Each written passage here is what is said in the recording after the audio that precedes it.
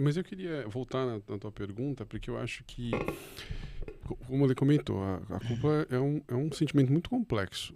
Mas e essa culpa que você se referiu, que está relacionada às vezes a um luto, a uma perda muito repentina, é uma culpa que faz parte de um processo de elaboração da perda, do luto. E eu vou tentar explicar por quê. Você deu exemplo, né? Aquela mãe que não foi buscar o filho no horário e aí de repente houve um massacre na escola e, putz, vem ali uma culpa do tipo, pô, se eu tivesse buscado... E as pessoas fazem isso, algo muito comum quando elas passam por um processo de perda, de luto, mas uma perda muito desorganizadora. Com alguém que morre, ou você perde um relacionamento, teu namorado te deixou, o casamento, a gente fala, pô, se eu tivesse feito dessa forma, você se culpa, não deveria ter agido dessa maneira, deveria ter agido daquela forma. Ou se eu tivesse levado minha mãe no médico, quando ela sentiu o primeiro sintomas, ela estava viva aí, ou meu pai e tal. Tem muita gente que vive com esse sentimento. E por que elas se culpam? Né? Por que acontece delas se culparem? Porque, num primeiro momento, a perda, o luto, né? Todo aquele investimento afetivo que você fez naquela pessoa, que você perde por algum motivo, aquilo ali é tão desagregador, te coloca numa situação de impotência muito grande. Você fica numa situação de muita impotência, do tipo, aquilo te desagrega. E aí o que acontece? A culpa, quando você se coloca a culpa, é como se você tentasse se potencializar. É como se você dissesse assim, de uma certa forma ali é um sentimento potencializador, como se eu dissesse assim, cara, se eu tivesse feito algo, eu teria evitado isso. É justamente para evitar essa dor, essa desagregação mental que se dá na perda, que a gente traz a culpa para si, como se a gente estivesse novamente trazendo uma potência para mudar aquele fato. Por isso que ela faz parte de um processo de elaboração, muitas vezes de um luto, né?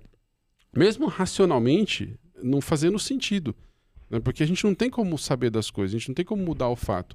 Mas essa culpa que a gente se coloca, nesse primeiro momento, relacionada à perda, é uma tentativa de se potencializar. Tem a ver com o contexto narcísico? Tem, mas é uma tentativa nossa de se reorganizar emocionalmente.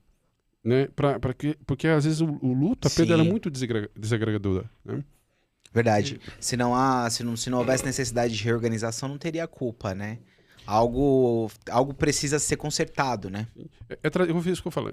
Você tentar trazer diante de um cenário de total impotência, você, em fantasia, se coloca uma potência, Sim. mesmo que seja através da culpa. E nesses casos, muitas vezes, uma culpa que não faz muito sentido, né? Que não tem fundamento. No término de um relacionamento, às vezes a pessoa ficar tentando encontrar nela, né, o motivo daquilo ter acontecido, o que eu poderia ter feito de diferente, sendo que às vezes não estava muito, né, no controle dela. A tragédia que você trouxe como exemplo também, porque tem várias coisas para levar em consideração, né, que uma pessoa cruel, perturbada, que entra numa escola, que faz alguma coisa assim, e a pessoa que não foi lá tirar o filho antes se sente culpada, como se ela tivesse causado, né? Então, sido a responsável pela perda, né, daquela criança. É uma culpa que não faz muito sentido. É uma realidade, a pessoa sente essa culpa. É uma realidade para ela, né? Mas não tem fundamento, né? Sim. Na realidade, uma culpa que não encontra evidência. É engraçado essa ilusão, ou não, de que poderia ter sido diferente, né? E como esse debate, entre aspas, é vago, meio que inútil, num sentido de, pô, se o goleiro tivesse pulado no outro canto, tinha pego. É óbvio, né? Assim, tudo é analisado depois. A profecia do acontecido, né? Tudo analisado depois, você consegue achar uma forma, né? Tem uns caras muito... Eu, às vezes, conversava de... Sei lá, teve um encontro com a menina e não deu certo, né? E aí, pô, não deu certo porque você não fez isso e isso. Claro, gênio, agora... eu queria ter essa percepção na hora, agora eu consigo também saber. É o engenheiro de obra pronta. Né? Mas isso vale a pena pensar, né? Trazendo um pouco do que o Fê estava falando. A gente, quando está diante de um paciente que está profundamente culpado, a gente primeiro precisa acolher essa pessoa, né? Ela está se sentindo completamente devedora, né? Completamente vulnerabilizada. E tem uma técnica que a gente pode usar, que é o gráfico da responsabilização. Como se fosse uma torta, né? Um círculo, e você divide em pelo menos 3 partes.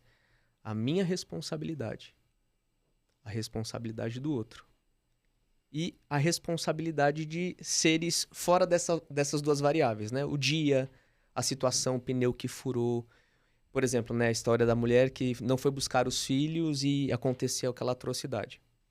Qual que é a responsabilidade dela? Talvez não ter ido buscar o filho. Responsabilidade do outro, o cara que decidiu invadir a escola e cometer essa atrocidade. Que não tá no seu controle. Né? Dessa pessoa. Outras variáveis, o tempo, a situação que aconteceu, sei lá, eu tive que cuidar disso, tive que evitar aquilo, a segurança da escola, a fragilidade social. Quando a gente vai estabelecendo, né, esse gráfico de responsabilidade, a gente consegue melhor manejar a culpa. Né? E acho que a parte mais importante do manejo é substituir culpa por responsabilidade. Legal. Que é um processo de elaboração. A gente passa pela culpa. A função psicológica da culpa é gerar esse tipo de reflexão mesmo. O que eu poderia ter feito? Só que aí eu deixo de me sentir culpado e começo a entrar num sentimento de arrependimento.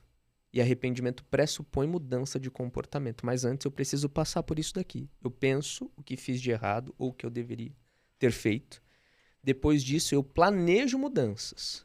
Então a culpa ela não é de toda ruim, porque ela abre espaço para mudança. E entender que não há nada mais a se fazer, né? Sobre aquilo. Sobre aquilo, mas eu posso, a partir de agora, porque a vida acontece no partir deste momento para frente. O que eu devo fazer para que isso não se repita. Ou o que eu devo fazer a fim de mitigar as possibilidades de que isso se repita novamente. Né? Porque, por exemplo,